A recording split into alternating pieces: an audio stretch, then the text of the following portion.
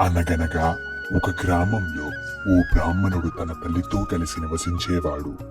ఒకరోజు ఒక పని మీద బ్రాహ్మణుడు వేరే గ్రామానికి వెళ్లాల్సి ఉంది. అప్పుడు తన తల్లి ఇలా అంటుంది, కుమారా, నువ్వు ఒక్కడివే ఎందుకు వెళతావు? నీతో పాటు ఎవరినైనా తీసుకువెళ్ళొచ్చు కదా అని అంటుంది.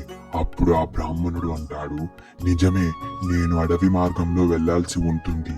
కానీ ఆ అడవిలో భయపడేంతగా ఏ క్రూర మృగాలు లేవు, దొంగలు లేరు అని చెబుతాడు.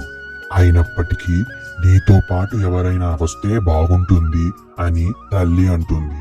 చింతించకు అమ్మా, నేనొక్కనే వెళ్లి పని పూర్తి కాగానే రేపు సాయంత్రంలోగా వచ్చేస్తాను అని చెప్తాడు. కాని తన తల్లికి బ్రాహ్మణుడు ఒక్కడే వెళ్ళడం ఏమాత్రం ఇష్టం లేదు.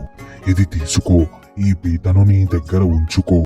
తన తల్లిని సంతోష పెట్టేందుకు ఆ పీతను తీసుకుంటాడు. ఆ తరువాత ఇంటి నుంచి బయలుదేరుతాడు.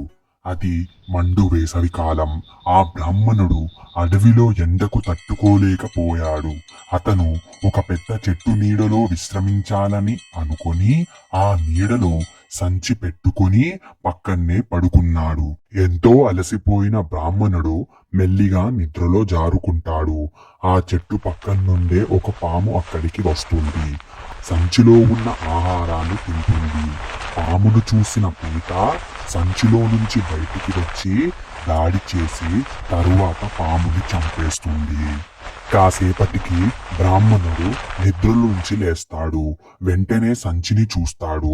చచ్చిన పాముని చూసి పీత పాముని చంపిందని గ్రహించి పీతకు తనన్ని కాపాడినందుకు కృతజ్ఞతలు తెలుపుతాడు.